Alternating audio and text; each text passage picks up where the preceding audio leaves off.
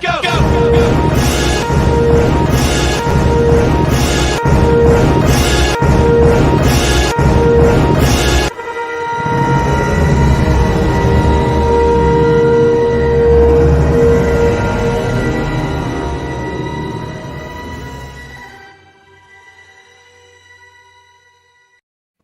Zeddy, it's finally here.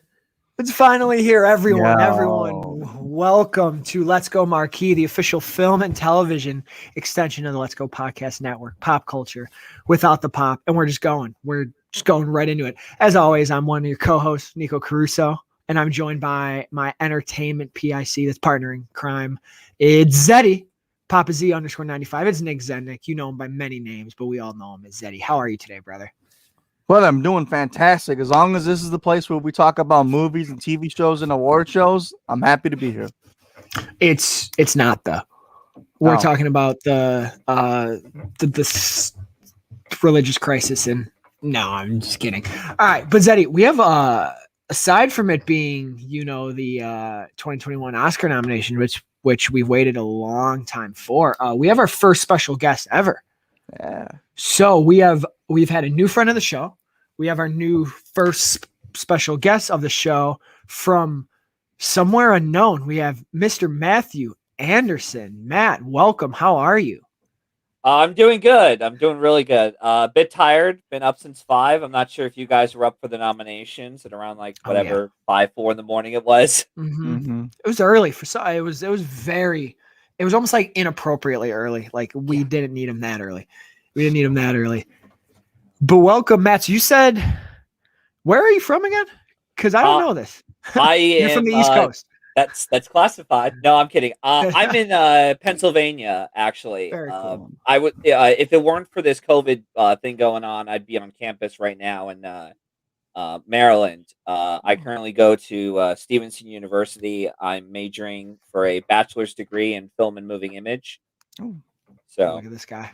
Nice. Pretty rich. He's got more knowledge than us. Yeah. Got more knowledge than us. That's why we had him on today for thoughts and perspective and information that Zeddy and I could only dream of if we really, really, really try. Well, thank you so much for coming on. I know you and I met. We started talking a little bit after Sundance. I think about Judas, and then we started getting into all our thoughts on the award predictions. You've tuned in to the last couple of shows. Have been a riot in the comments. Yeah. And we're like, we got to get this guy on, and we chose pretty much the best time we could have had you on yet, because the Oscar nominations are here, and we spent so much time talking about what they would be, and now we have them. So now the fun part is talking about them and speculating what's to come. So right off the bat, I want to get Zeddy. I want to get your thoughts first. Don't give me any specific anything. Just tell me, were you happy, in the middle, or trash juice, thumbs down? I was very happy with this, actually. This was a wonderful surprise for me to wake up at 8 in the morning, heading right into work. I got to take a peek at most of the nominations. I was generally surprised at what I saw for the most part. Yeah. There was obviously a few snubs, which is to be expected, but sure. What went on as planned was fantastic, and what I was generally really glad to see, I was over the moon about, which we'll get into. But yeah. Absolutely. How about you, Matt? Thoughts? Oh man. Uh-oh. It's not a good sign. I will say, to be fair, this year had a really, really tough year for films. Yeah, it did. Regardless of what all of us feel about it, positive or negative, we had a really tough year in that we didn't have the big, blockbusters. Obviously, they wouldn't contend at the Oscars, or even the big studio movies that we would have, like 1917 or Ford v Ferrari, contending at the Oscars. That said, I like it more than I dislike it, I guess. I don't know. I'll get into why in just a second, but yeah, I if anything else, I'm a little bit surprised and not really about some of these nominations, if that makes sense. Yeah. So. Yeah, for me, I sort of went through a cycle. I was because it was very early, and I went into it with the mindset, I'm not sure if you two did too, or I was looking for some specific things. And when I saw those, I was really, really, really happy. And then I sort of let those feelings sort of dominate anytime I saw something else. I'm like, okay, good, great, right. And then sort of later on in the day, I looked back, I think twice, and I tempered a little bit. I still am leaning more towards I really like them. But like you said, Matt, it was a weird year. And yeah, I still think they did do some of the weird stuff was cool. And then some of it, I'm like, I still wonder, like, we're going to ask you way down the line here, because that's going to be the one we talk about the last. But I would love to know, and you might know it better than us, like why they never go to 10, or why it was only 8 this year for Best Picture. But we'll get into that, because I saw that, and that was like, I didn't process that at first. And then like the second time I went back, I'm like, wait, there's only 8? Yeah. So we'll get into we'll get into all that. But that was the first one where I'm like, because that is the only thing I don't understand. And I had someone on Twitter try to explain it to me like months ago, and I'm like, I still don't get it. I still don't get it. I've read an article before on like how it expands and what the criteria is for it to get to 9 and 10. And I'm like, I still don't get it. But anyway, let's sort of get right into it. So, and we're going to let our illustrious guests go first for each one on just thoughts. I'm sure there's some that we could kind of like gloss over in like a respectful way.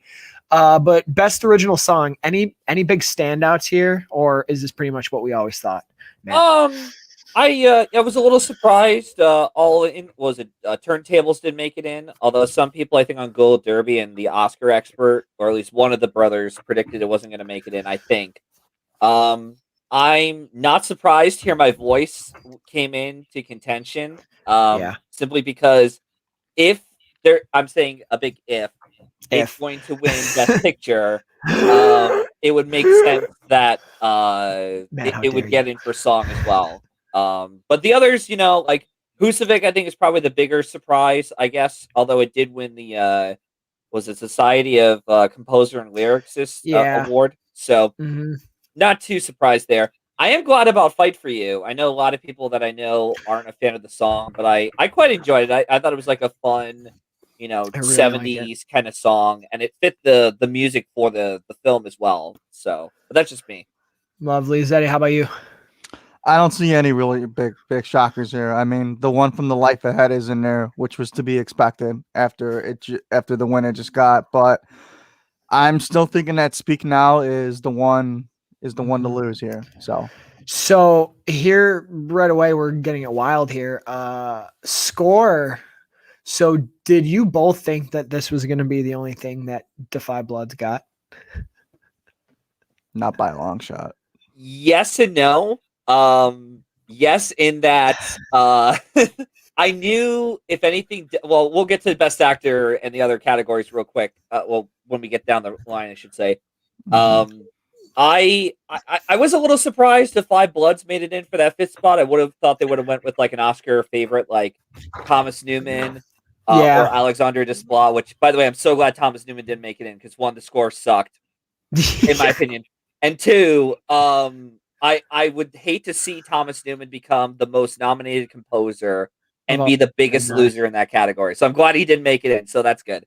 I'm surprised now that I'm thinking about it now. I'm surprised to see no Tenet. I thought Tenet was going to get it. I really like Tenet. I still vibe to that in the car today. I was vibing to it, and I didn't realize it wasn't nominated. Yeah, I was a little disappointed too. Although I will say I'm glad that Tenet got the other 2 nominations, because, well, I'll save the thoughts for later. We'll get into that. Yeah, we'll get into that. But if anything else, I think Ludwig Göransson already has an Oscar for Black Panther, so I mean that's true. Suffice for now. I mean, even though Tenet was an amazing score, it had really no shot at winning. To be fair, because Soul was there. Fair, and Soul's even if Soul wasn't going to win, then Mank or Minari was going to win. It also helped too that of the BAFTAs for music, they typically go with 4 of the 5 nominees and translate from BAFTAs to the Oscars. Because this year they had all 4 except the Five Bloods, and then they had, I think, Promising Young Woman, which was ineligible because it's more of a soundtrack. And Trolls World Tour was another one I think that got in. I could be mistaken. I think it was Trolls. Zeddy, I know you're pumped to see something from News of the World on here. You very much enjoyed that film. I I haven't seen didn't it. really enjoy News of the World, probably more so than most people. I think it's great to see that. And the score, I thought the score was outstanding. Absolutely. Costume design. Love seeing Emma on here. Love seeing Ma Rainey's on here. Love seeing May. Did Pinocchio come out? Am I confused with? Did Pinocchio come out? It was able to. I think it was at very select theaters. Okay. I'm not surprised Pinocchio and I'm especially not either, but I'm Mulan. like, I'm sorry. oh yeah. Yeah. I Well, was I'm just not- I didn't see Pinocchio. I was like I didn't know Pinocchio came out. I thought it was still in the can. Well, the only Waiting to- the only reason why I knew it was out was because they wanted to campaign it so hard for makeup, and I thought, okay, it's going to make it in for makeup, which we'll get to soon. Yeah. But I'm not surprised about Mulan and Pinocchio because, to be fair, they also got in for the costume guilds. Yeah. But I mean, the other three, like Emma, Ma Rainey, and Mank, they were expected to make it in. I'm curious with costume design who's winning that because everyone thought Ma Rainey was going to win after Critics' Choice win, and everyone assumed it was going to be a Best Picture nominee. And I'm like, I don't know if it's still going to win as like a non-Best Picture nominee because typically they only give non-Best Picture nominees like what, one award, maybe two if they're lucky. Very small. I'm curious to see what happens there. I would love to see Emma take this. I like that film a lot. It looks beautiful. I think Mank's gonna take it. Yeah, I think Mank's it might take it too. Also, besides it being a Best Picture nominee, they do respect the hell out of Fincher's movies, even from a technical point of view. Even though they may not be a fan of him as a director. Yeah. Even with something like Curious Case of Benjamin Button was able to win production design, I'm like, it might go to Mank. We'll see. Yeah. Well, especially because they held him on a screenplay, so I think they got to give Mank something. We'll get there. We'll get there. We'll get there. They got to give Mank.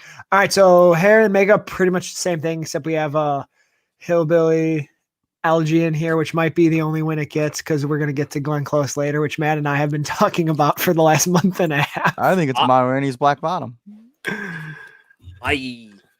I don't know who's winning this because it could be Ma Rainey because it did win again Critics' Choice. Then again, it could go to Hillbilly Elegy. Who knows? Any chance it goes to Mank and they do a flip flop? No, because I don't think Mank's going to win this category simply because it's not of the nominees, including between Ma Rainey, Hillbilly, and Pinocchio, it's not as flashy as those, especially Hillbilly Elegy, for example. Yeah. And I think the makeup Mank got in for makeup and hairstyling because of the hairstyle for the actors. There wasn't really much prosthetics being used, from what I remember.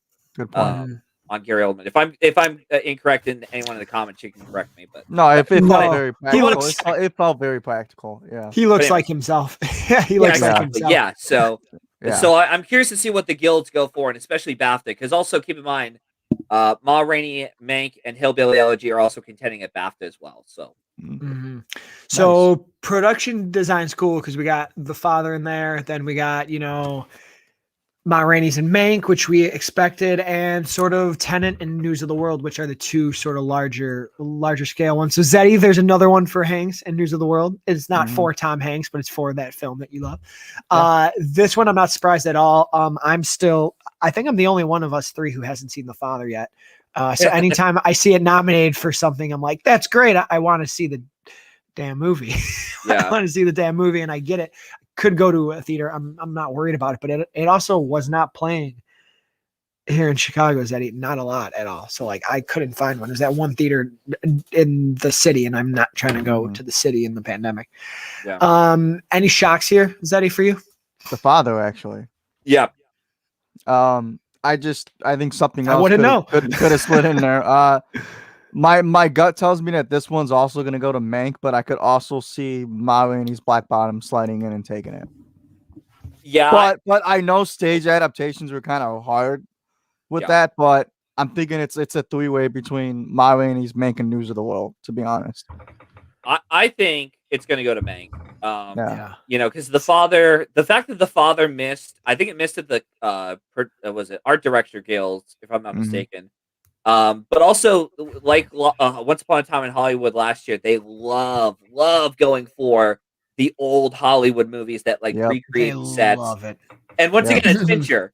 The fact that Yeah. again, Curious Case of Benjamin Button won production design. This puppy will too.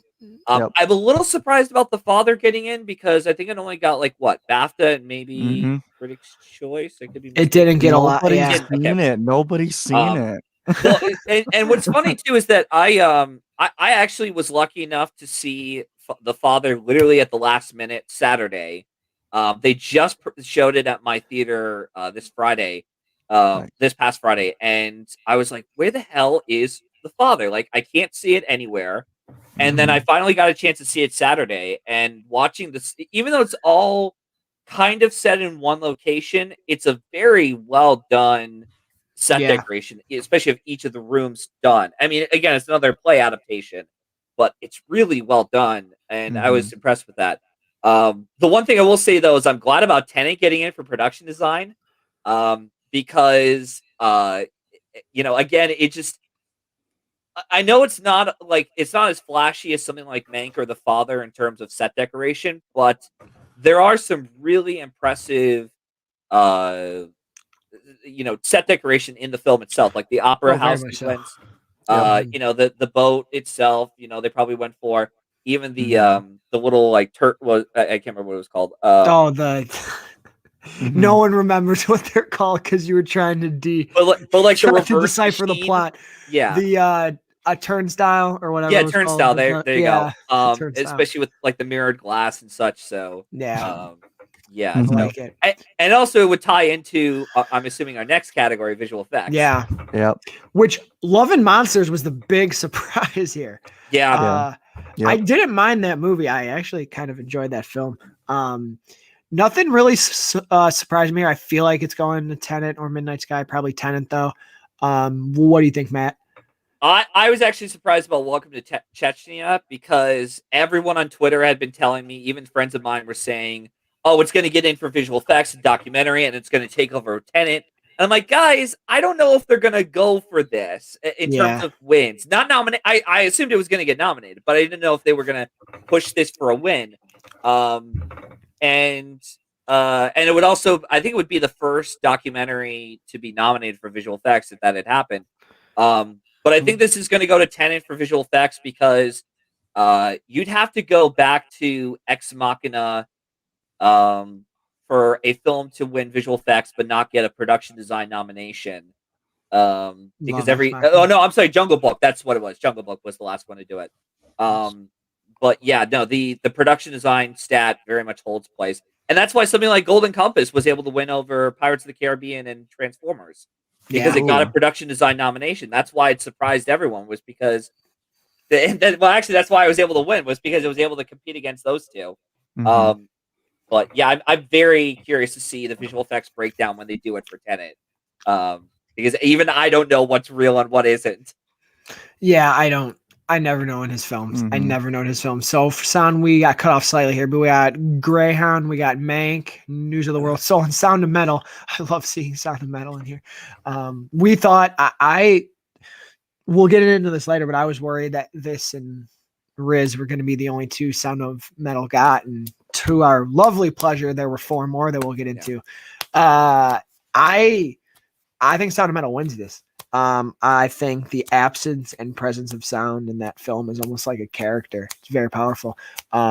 It would have my vote.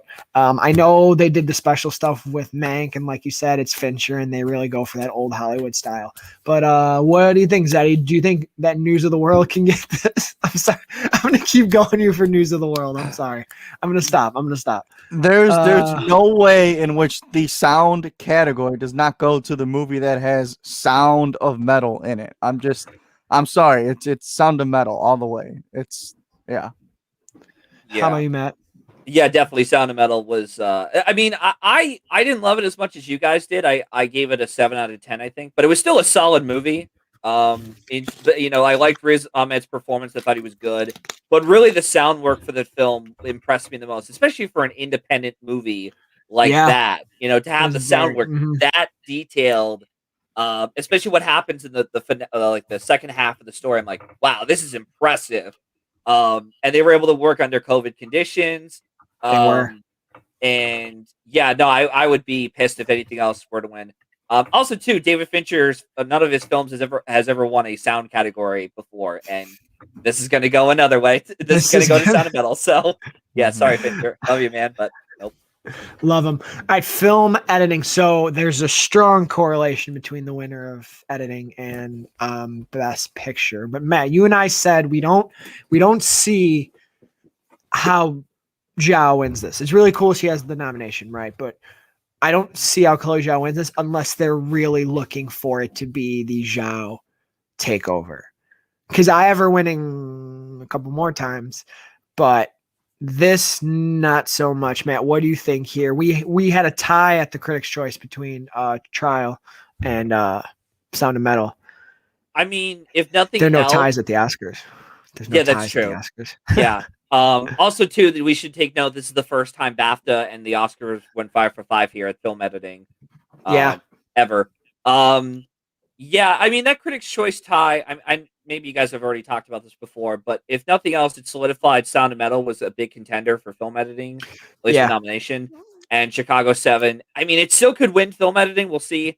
But based on the last, I want to say, 15 years almost, the film editing winner goes to the film that gets nominated for either sound categories or both. So Sound of Metal could win this.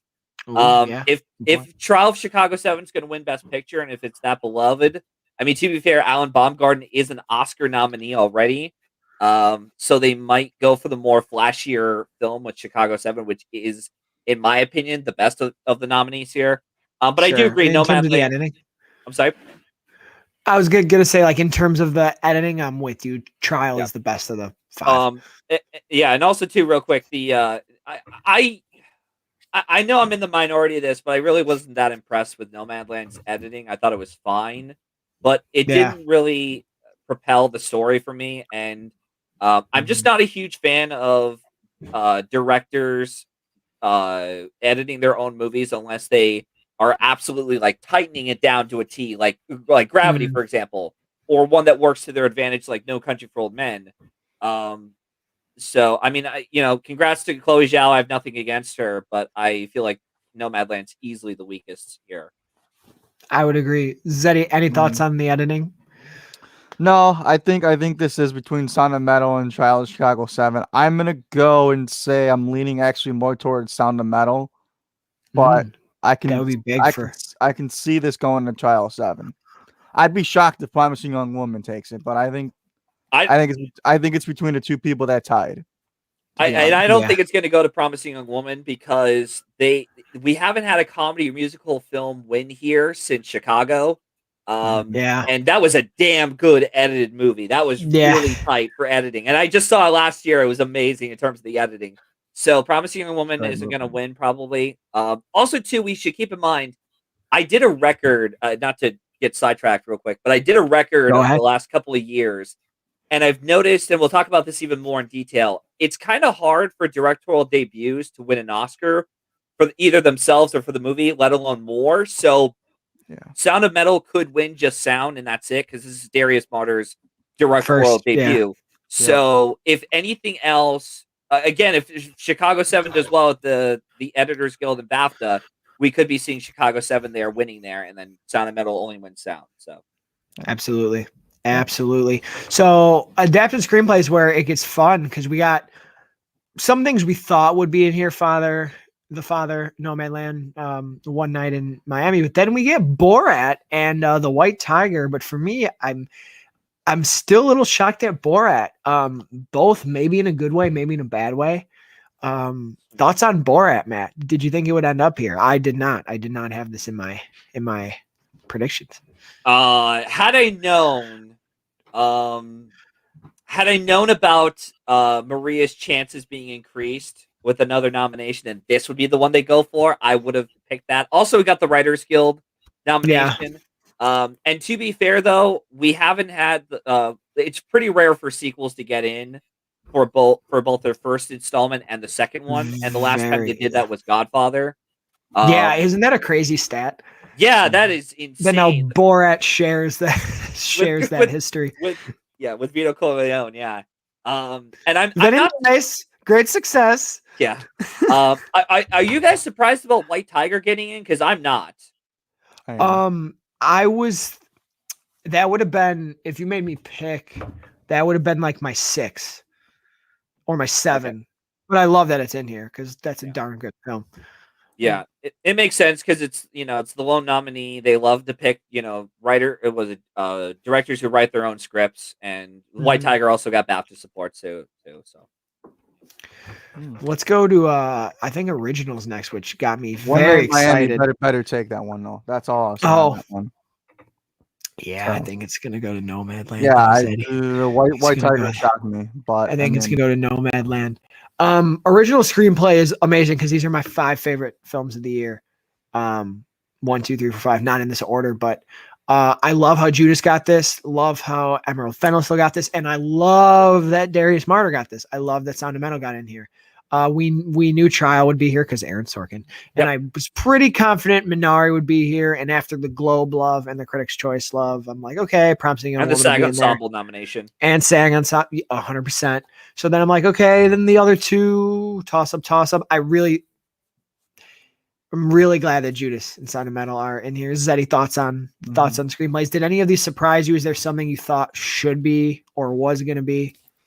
No, this is probably like my top 5 that I would have chose. Although I am a little bit upset that Palm Springs didn't make the cut. That's probably the one that I would have really, really loved to see in there. But I get it. Comedies are usually hard to get in there. But I mean, at the expense of taking Palm Springs in for Judas, probably a rough go ahead. But just because I feel like Palm Springs is a little more crowd pleasing than Judas, but that's just me personally. But I think all these 5 are the rightful 5 in my opinion. How about you, Matt? Yeah, no, I agree. I'm a little surprised Minari made it in because I didn't think it was that dialogue heavy driven of a movie. I mean, it's a good script. I like it. I would have thought they would have gone with Mank, especially with the 2 times that Fincher's been in for director. His screenplays are always in for a nomination. But I guess that wasn't the case this time around. Yeah, but I'm really glad about Judas getting in because I think that was a solid script. And yeah, I guess I'm a little surprised about Sound of Metal, but not really. So, yeah. Animated feature, not really a surprise at all. For any 5 of these, we all know that like Soul's. What is Soul doing in this category? What is it doing in there? I don't understand. I'm being kidding. I know. I was gonna say. Yeah. Hopefully, everyone. Yeah. I'm not surprised that any 5 of these. How about you, Matt? Shaun the Sheep probably surprised me the most. Yeah. I mean, Over the Moon, I was expecting a little bit of a snub, but I'm like, okay, that makes sense for it to get in. Yeah, Onward was gonna make it in regardless because of how lack of animation competition there was. To be fair. And then Soul and Wolfwalkers were the ones that talked about the most. So I haven't seen the others. I've only seen Soul, and I'm not a huge fan of Soul. I thought it was fine. A respectable point. Best actor is pretty much like Is Water Wet. I think we were really looking to see if Gary Oldman was for real, and he was every single time. And then it sort of came down to Raheem versus Yun versus Will Delroy Lindo pull it out, and we see or Matt Nicholson. Was Minari. Yep, or Madge, who I actually thought, I will say, I thought we would have seen him instead of Oldman. That was my guess. No, I knew Oldman didn't happen. Yeah, I knew Oldman was getting in because he's playing an Academy Award-winning screenwriter. Yeah, and the Oscars love it when actors dress up and play Oscar nominees or winners. If you don't believe me, look at Katharine Hepburn, played by Cate Blanchett. Yeah. Yeah. So, but I love this 5. Yeah, I still think that we're all team Chadwick here. I don't think he's losing. I think it's pretty solidified that he's got this. Had more people see the father, and the father got some more traction. Oh, does Matt have a differing? Matt, but you've been team Chadwick this whole time. I have, and I hope he wins Best Actor. And while the Golden Globe was sort of the the hurdle he had to go over in order to sort of sweep this year. The lack of a Best Picture nominee kind of scares me a little because we haven't had a Best Actor winner win for a non-Best Picture nominee since Crazy Heart. And that was because it was an overdue narrative. Yeah, so It's been that long, huh? Yeah, and even though it's not like Ma Rainey, that was the only nomination for Chadwick. I mean, it's still gone into the other categories, but I'm a little worried for Boseman. I hope he still wins, and hopefully Hopkins doesn't win this because I thought he was good, but nothing amazing. So hopefully Boseman could still pull off the SAG win and BAFTA win. If not, then Boseman's kind of screwed. Do you think something crazy could happen and it goes to Riz Ahmed? Probably not. I mean, like I think the problem that Riz Ahmed faces is that this is a performance that's quite good, but it's nothing like if anything, it showcases okay, he can do really well as a lead. And also I think it's quite subdued compared to something that of Boseman or even Hopkins to begin with. Sure. So and like I said earlier, it goes back to the whole directorial debut, kind of hard to win more than one Oscar kind of deal. So I think Riz is just happy to be here. Stephen Yeun's just happy to be here, and Gary Oldman's just happy to be here. He's just happy to be there. Yeah. So I do hope Boseman wins in the end because I think he was the best of the nominees. No offense to the others, but and Boseman should be winning this not because he died; it's because he actually gave a good performance. I'm with you 100%. He gave the best of the five. Zeddy, did you think we would see anything different? You were still big. You were sort of holding off for Lindo still. I sort of gave up. Yeah. But I know you still had you kept our hope alive. I lost our hope, and you sort of kept us going with it. I mean, I didn't particularly like The Five Bloods, but I still thought that Delroy Lindo, who gave a career-defining performance, should have been rewarded for that performance. But, politics in Hollywood don't mix well together. And when you don't have a view that they like, you're not getting in. I'm sorry. Also too, I mean, the issue I had with Delroy Lindo... That's a good point. Yeah, it is. But the other issue I had with Delroy Lindo with his character, with the performance, is that the performance was great. The issue I had was more in the writing of his character, especially in the second half, because I feel like everything that you built up so well was just demolished as it progressed. Like there are interesting ideas in the second half of the story, but it made no sense as to why he would just suddenly go into that character. For me, it felt. What I said about Defy Blood is it really asks some important questions. It hits you with some pretty hard stuff. And like you said, Matt, there's interesting ideas, but the movie's so choppy and things like you said just kind of happen. And you're like, where are we? Why are you doing this? And now the movie's over. And we're like, I could argue too. I think I also would have double nominated Boseman maybe if supporting wasn't so strong. I like Chadwick Boseman in Defy Blood. I think he's really good in there. I think he's really good. If the pool was weaker for supporting actor, which it's not. And that might be next. Let's see, or is actress next? Okay, so this was like is water wet? It's Andra Day was our fifth. We knew that the minute she won the Golden Globe. So I just want to get this out of the way. Matt, have been saying I think there's going to be sort of a different winner each show. After Critics' Choice, I'm still saying it's Carey Mulligan's. Do you see anything else happening? I don't think the only one who I don't think wins is Viola Davis, which actually I think all five of these performances are outstanding, by the way. So this is very hard for me to pick. I don't know, Matt. Give me your thoughts. What's happening here? I haven't seen Andra Day or Vanessa Kirby yet. I'm kind of dreading United States versus Billie Holiday. I know she's good, but I'm not. I'm dreading the rest of it because this will be the first time I've seen a Lee Daniels film, and it's not a good way to start, from what I've been told. So. I don't think Viola Davis is winning this Oscar, not because, it's kind of hard for Black actresses to get in, or the fact that, she's already got an Oscar recently. Out of all the conversation for Ma Rainey's Black Bottom, it's Chadwick that's getting the talk the most between the two actors. Also, too, besides Doubt, every time Viola Davis has been nominated for an Oscar, the two films that she's been up for, The Help and Fences, the film gets one win, and Yeah. it's either for her or for someone else like Octavia Spencer. Yeah. But I think our best actress race is probably down to Carey Mulligan and Frances McDormand. If Andra Day's film had gotten more support, like costumes or song, I could have Yeah. seen a chance for her to win this category since it's Mhm. such a wide open race. But I think Carey Mulligan's probably going to win this and maybe SAG. And also Let's too, go. yeah, I'm so happy. and also too, I've seen the from what I have seen of the nominees here. It seems like Carey Mulligan, regardless of what you think of the movie, the character itself, or at least the performance she gives, is very much an actress kind of role. This is one where she's placing several different characters. The Yeah. idea of her going to the bar and playing a different character every time, of different levels of drunkenness. She goes through a lot of emotions in the movie.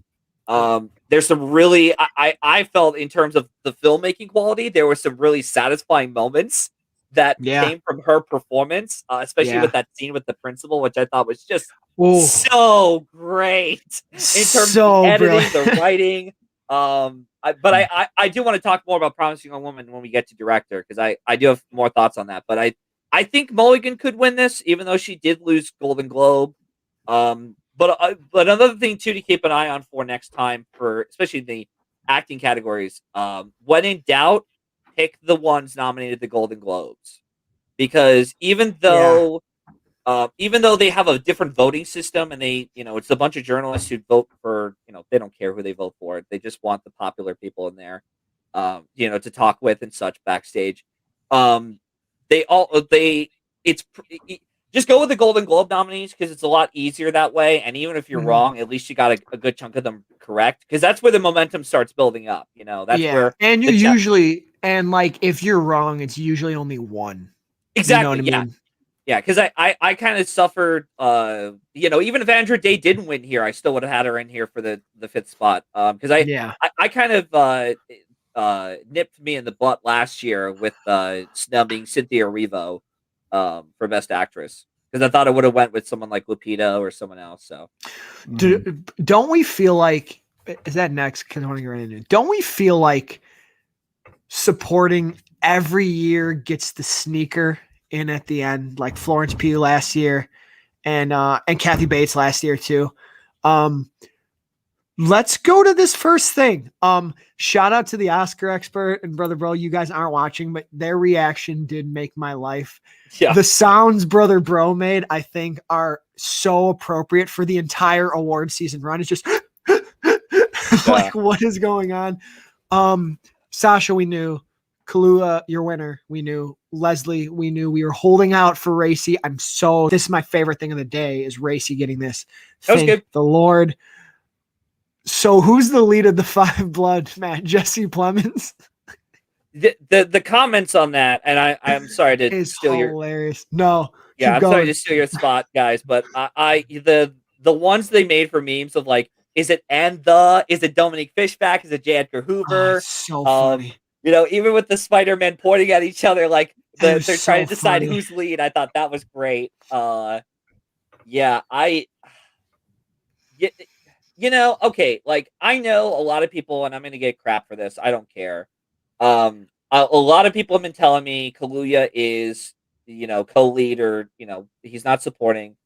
Okay, fine. You want to make that argument, whatever. I feel like he's supporting, even though he has his own story in the film. Yeah, It's I still would agree I with feel you. like it's still supporting. But Lakeith Stanfield getting in for supporting is ridiculous. I'm glad he got the nomination, and I'm glad we didn't get Jared Leto in here for the little things, because that was just not a great performance, or even worthy of a nomination, in my opinion. I'm with you. But the fact that Lakeith Stanfield got in here for supporting, just, it shocks me and it baffles me that they think he's supporting, because he's not. He's the lead actor. Zeddy, do you think that this is what we speculated with what they did with Brad Pitt last year? Only they're putting him.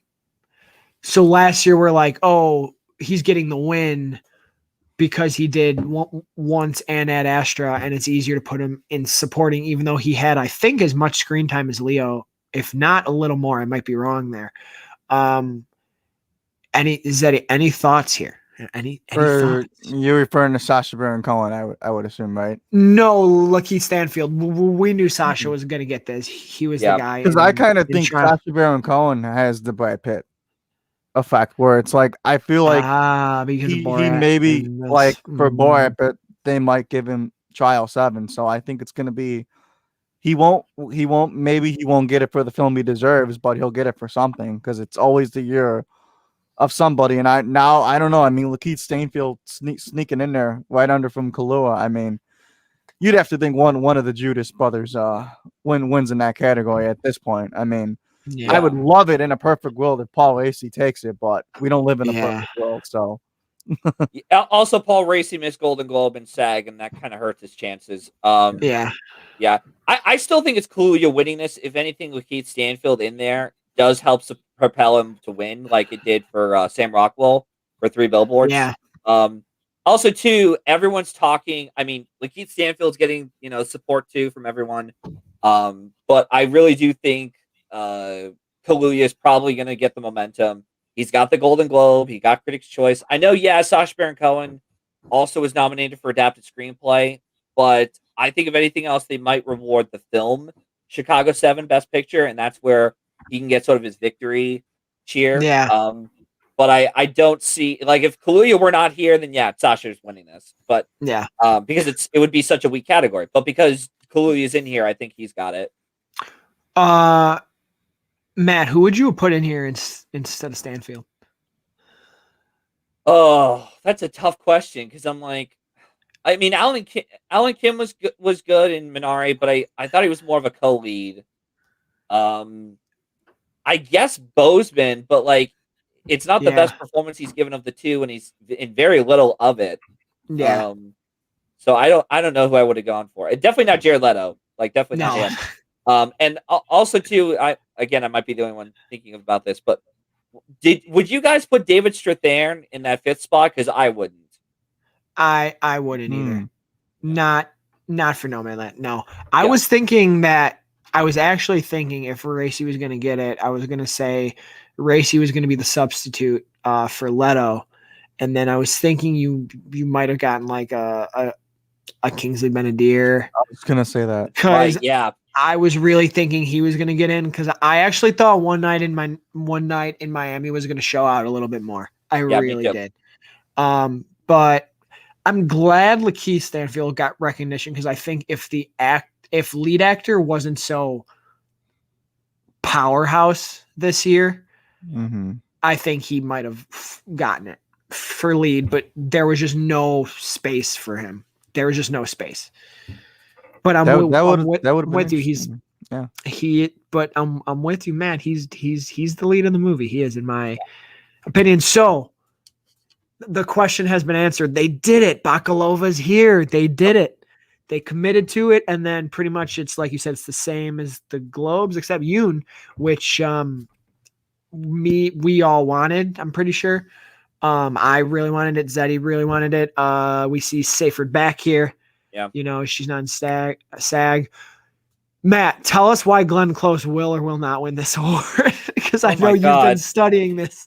Matt, he should start his own Twitter account about Glenn Close's chances because he's been putting in the time card. He's been putting in some work. I respect it.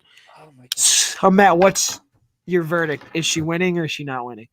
I don't know. I don't know because I mean, like, I actually had her out of my predictions. You did. I did because I know we shouldn't rely on BAFTA this year because they have a different jury voting. Yeah. But I thought, okay, she's out. I know Hillbilly Elegy got the BAFTA nomination, which is great. It's awesome because I think that's one of 2 things I liked about the movie. But also, there's only been 2 occurrences. I know this is pretty stupid to go to, but there's only been 2 occurrences where an actor has been nominated for both a Razzie and an Oscar for the exact same nomination or performance. And I would love to see Glenn Close win, but I'm not sure if they're going to go for her. I mean, to be fair, Borat may not be a movie for the Academy voters to go for. Who knows? We don't know. I mean, the voting hasn't started yet, right? Or at least it will within the next day or so. Mhm. So I mean, we'll find out from the blind ballots from whether or not they're going to be like on board with this win. Um, but I think our race for supporting actress, if anything, is down to Close, Bakalova, and Yao Yuzhong. Yeah. Because I don't think Seyfried's winning this because she No. missed. I think she missed both BAFTA and SAG. And she didn't even win the Golden Globe and Critics' Choice. And Coleman, the issue with Coleman is that it's not that the films are that hasn't been seen because it's clear that it's been seen by the industry. It's the fact that um, the performance isn't really, for me at least, wasn't the highlight of the film. Mm. And also, she hasn't really been gaining the momentum since Golden Globes has started. She won, was it an Australian Academy International Award, but that was it, and it's not even like a big precursor. So yeah, so I think it's down to Bakalova, Close, and Yao Yuzhong. I hope it's close. I haven't seen Borat yet, but of the nominees I've seen, I thought Close was the one that impressed me the most, especially when you're giving a really solid performance in a bad movie. Yeah. And also the fact that Rami Malek was able to win Best Actor for Bohemian Rhapsody over Bradley fucking Cooper for A Star Is Born. I'm I with mean, you. like, then you have to say we're going to consider Glenn Close here because I'm Yeah. sorry, but there's no way you could say yes for Rami In Malek that in and that no year, for Glenn yeah. Close. That is That was a ridiculous. bad year. That was a Yeah, bad that was that a was bad just awful. that was a Anyways, bad year. So sorry. here's no, don't be sorry at all. Cinematography, I'm not shocked at any of these. In fact, I think these were my five. I love seeing Judas in Really? here. Yeah. Yes. I see one in particular that I don't think News. you had in your five. News. The reason why I put news in the world is because everyone was putting it in there, Zeddy, so I put it in as my five. Full transparency. Full Soccer, transparency. soccer, soccer. I think it's going to. Not a true spot. I would give this to Mank or Judas, but I think it goes to Nomadland. Yeah. What do you guys think, Zeddy? What do you think? It's got to be No Man Land. If it's gonna carry over to the grand finale, it's got to be No Man Land. How about you, Matt? Sorry. Yeah, so I think it's gonna be Nomadland. As much as I would like to see Judas win or Mank, Nomadland, and Nomadland's gonna win. And to be fair, Nomadland is the one of the bright spots of the movie that I really enjoyed was the cinematography. Um, yeah, so I thought it was gorgeous to look at, and in my personal picks, I would say Nomadland's only shot is cinematography. I'm really glad Sean Bobbitt got in because he's been Yeah. overdue for an Oscar nomination since at least 12 Years a Slave, if not Back to Shame. Yeah. And I'm not surprised about Chicago 7, although the fact that it made it in for cinematography when something like Green Book could make it in, I think shows we might not see Nomadland winning picture. We'll see. Now here's the big stuff. Director. First time 2 women ever. Yeah. Love it. I'm glad at the 2 they picked, even though I feel like Regina King might have been snubbed. She could have been in here. I love that Vinterberg's in here and David Fincher is going to be here. And I love that Lee Isaac Chung is in here. So these are a great 5 for me. We know Zhao's walking away with it, but Zeddy, any thoughts on the directing category? Vinterberg just shocks me just because I haven't seen another round, but I'm sure it's great. I mean, Mads Mikkelsen's is getting praised all across the board, so that one kind of really doesn't shock me. But I mean, would either of us really be shocked if it wasn't Chloe Zhao at this point? I mean, Emma Fennell, I guess, but I mean, that all just, I think it's between those two, to be quite honest. Yeah, and to be fair, between the 2 women, Fennell is a directorial debut, while Zhao has at least a couple of movies on her belt. Yeah, I'll say that, this about Promising Young Woman though. I was really impressed with the film in terms of the directing because when I first saw it, it feels like forever since I saw it. The first couple minutes, I was like, okay, this is a bit on the nose, heavy handed with its messages. But as the film progressed, it felt to me a lot. It reminded me a lot of Boys in the Hood in that it got better in terms of how confident it was as a directorial standpoint, but also it was more confident in telling the story. There were moments where Emerald Fennell could have easily, shown us, without going into too much detail, the phone scene. Yeah. She could have shown us, what happened at the hotel, all these Mhm. scenes, and she didn't. And I have issues with the ending itself, but even up to that point, I thought the directing was kind of solid, and I'm like, oh wow, it's actually a good nominee, to be honest. But yeah, Minari was a good nomination. I love the Finchers got in here. And I haven't seen another round yet, although I'm not surprised because it got in at BAFTA for Best Yeah. Director. And the only reason why I didn't put it in my predictions was because I wasn't confident in how many nominations it would get to begin with, besides international film. And also, I didn't know who to take out because I thought, between Fennel, Fincher could miss, Lee Isaac Chung could miss. Mhm. I mean, but we all know Zhao was going to make it in. Oh, yeah. Chloe Zhao was going to make it in. So Mhm. Why do you think if you ask me to pick, as a movie, it's very hard for me, but I'm picking Promising Young Woman. Why do you think Fennel gets in over King for her debut?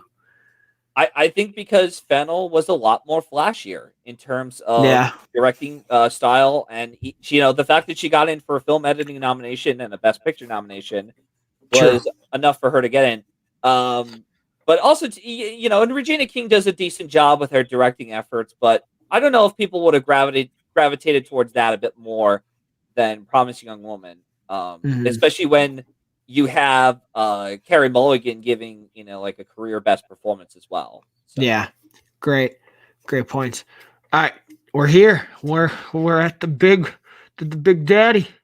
So we get 8, not 9, not 10. We get 8. Our best picture, The Father, Judas and the Black Messiah, Mank, Minari, No Man Land, Promising Young Woman, Sound of Metal, woohoo, Trial of the Chicago 7. So the big not here ones. Some people thought News of the World might sneak in. It's not here. The big misses, it seems, are Ma Rainey's and One Night in Miami. I could argue why Ma Rainey probably isn't in here. One Night in Miami, I was genuinely concerned, well, why they didn't just go to 9 and put it in there as a way to reward King. Say, hey, we're not giving you director, but we're giving you picture. Zeddy, what are your thoughts on these 8? Do you like them? Do you think there's a crime here? I mean, it's for the 8 that we have. I think it's a solid 8. To be quite honest, I would have preferred 10. Just in general, I know it was an untraditional year, but I think we had 10 really good movies, kind of right off the bat. So to award 8, not 10, I thought was a little odd for me. In a perfect world, obviously, I'd include Palm Springs in there, just because I adore that movie completely, and I think it's that artistically great looking.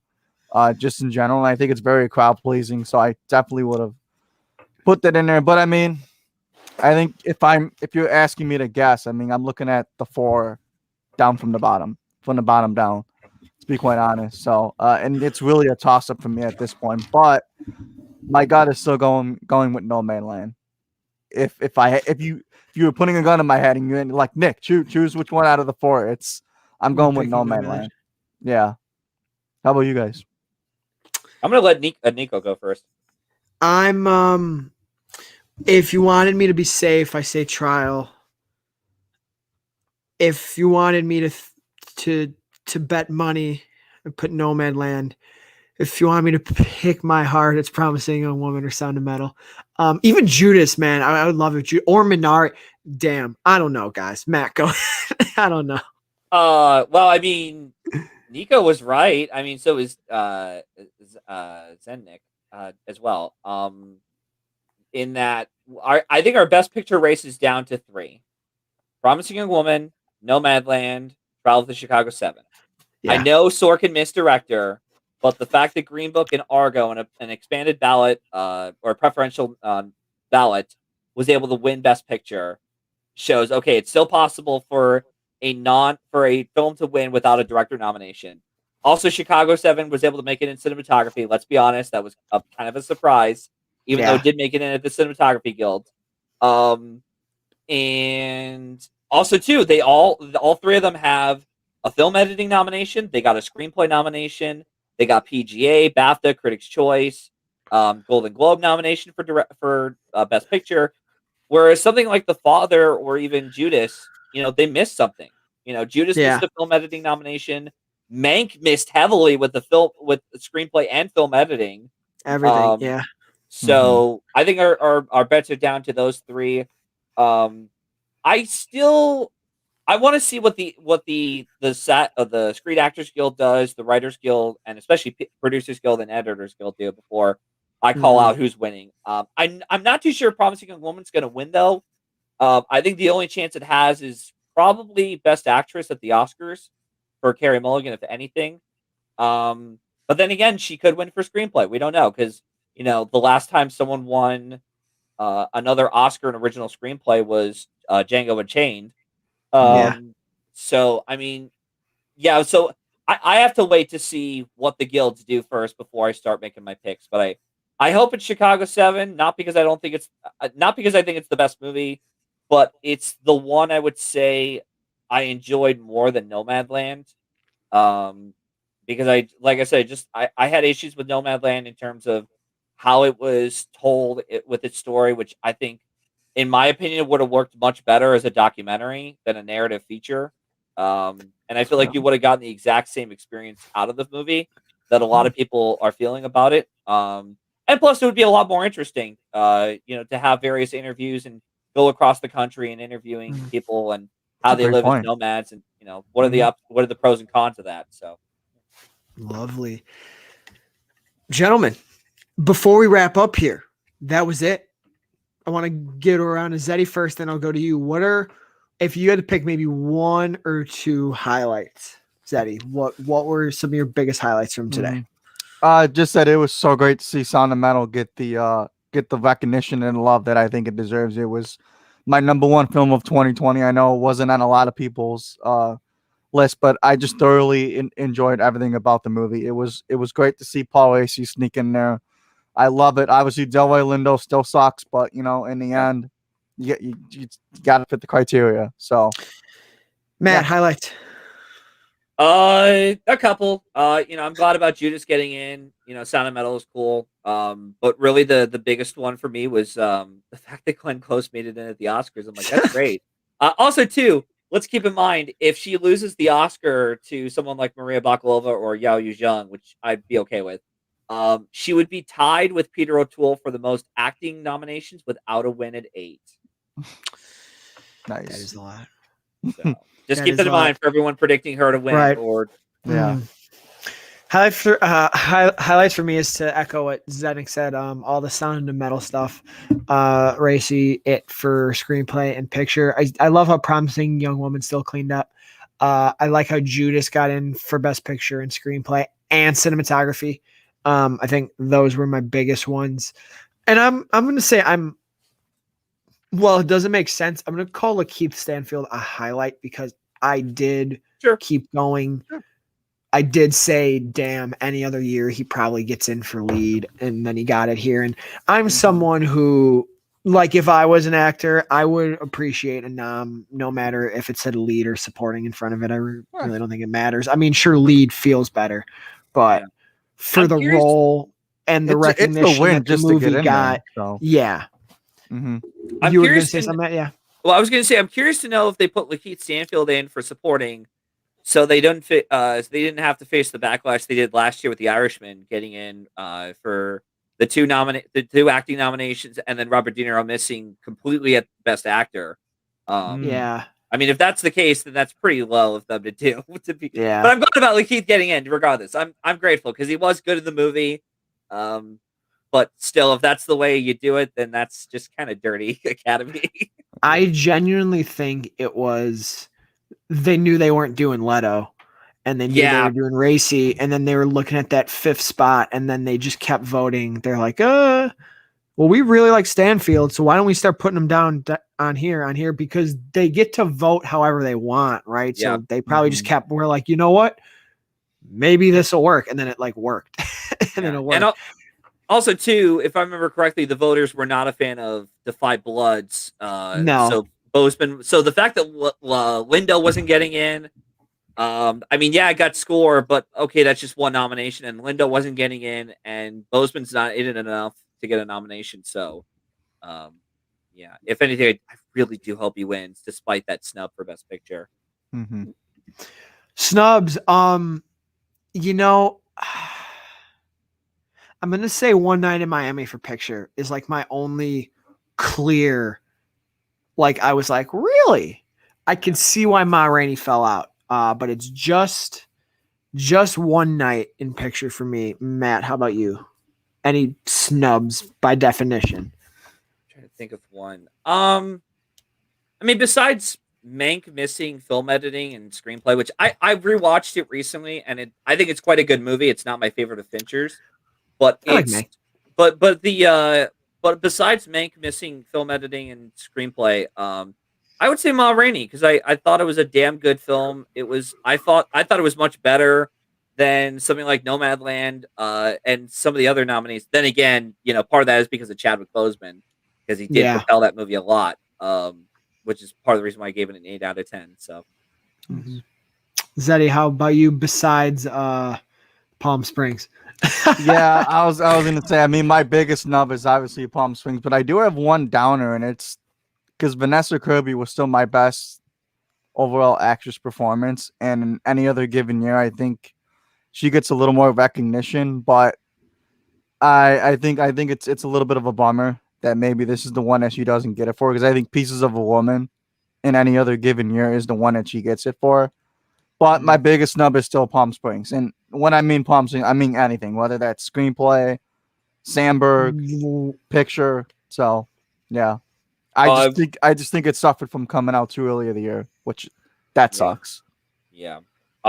Speaking of which, real quick though, were you guys surprised about Ellen Burstyn missing at the Oscars? Because I wasn't. I kind of was. I was the minute she wasn't getting anything, I gave up, because I'm like, I don't think she'll have the racy effect. Because, like I said, at least, because you had the momentum for Sound of Metal. I was big on Burstyn. Once I saw no Golden Globe, no SAG, I was like, oh no, she's out. Zeddy, you thought that she might still sneak in? Yeah, just because I thought the story kind of like would have like had like a story like would have written for itself. Excuse me. Just because like her being the oldest kind of nominee, and then like imagine if she won, she would have been like what, like 88. What is she, like 88 years old? Or I mean, yeah. I think that speech kind of like would have like wrote itself. It had she won, but it was a pipe dream. But yeah. And now Anthony Hopkins is now the oldest nominee and Best Actor, beating out Richard Farnsworth. Yeah. I know. I didn't want to say a fact and be wrong, but I thought I was right on Burstyn. So yeah, who knows though? All right, well, gentlemen, the Oscar nominations are here now.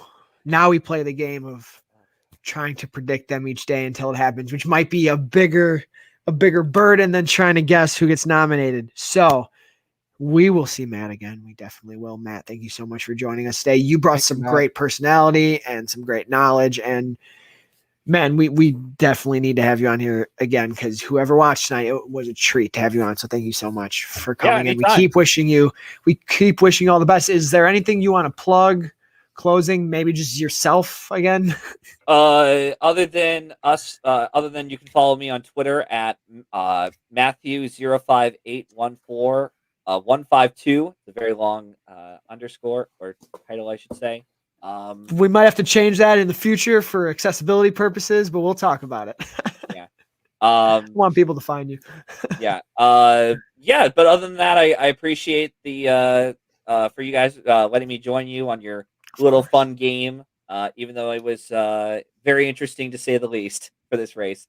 And man, that supporting actress category is just going to be so tough to predict. Even more so than Best Actress, I feel. It haunts me. Because at least you could default to predicting Carrie Mulligan. And the other one, it's like I don't know. There has not been clarity one time. There's no clarity. Yeah, just put a blindfold on and just randomly throw darts, see what works. Dartboard.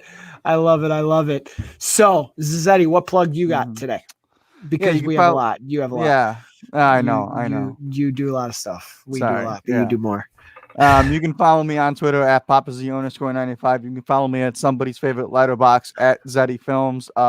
You can follow the three shows that I other co-host now, which is if you're a comics fan, you can follow Vigilante 1939. You'll have a very familiar voice on this show, as well as his father, who's just utterly fantastic. You can go follow The Hitch that I co-host with Emmett Davis, where we break down movie trailers. That's movie and TV trailers. And then obviously all my film and TV reviews are at letsgopodcast.com. Thank you, guys. Perfect. You could follow me here. I got it right again. It's always the right hand. At Twitter, Instagram, and somebody else's favorite letterbox, because Eddie is your favorite. We know this already. You can follow all my film and TV reviews over at letsgopodcast.com. This week you'll be seeing Cherry, starring Tom Holland and directed by the Russo brothers, which was definitely. Did they really direct the movie? Yeah, they did. Which was definitely a movie. Which was a movie that was made and was thank God I got Apple TV which was distributed by Apple TV. Wow. Holland was okay, but you'll hear about the rest. Zenik, like Zenik said, follow Vigilante. That's our other comic book swayed show. We got a lot of stuff regarding Zack Snyder's Justice League coming out. We're both excited for that. And I have a video game show with Emmett Davis. Well, yeah, I was going to get your thoughts about that. I have a video game show with Emmett Davis as well called Let's Go Gamers. You'll see a crossover show next week with some other of friends of ours from Canada, and then follow the show, like, subscribe, leave a comment. Check us out in the future. For Matt, for Zeddy, for Nikko, $100. Whoever can correctly predict the best supporting actress winner. You can't, but if you want to try, hit us up and let us know who you got. And good luck. So until next time, everyone, let's go. Let's go. Let's go. Go. Go.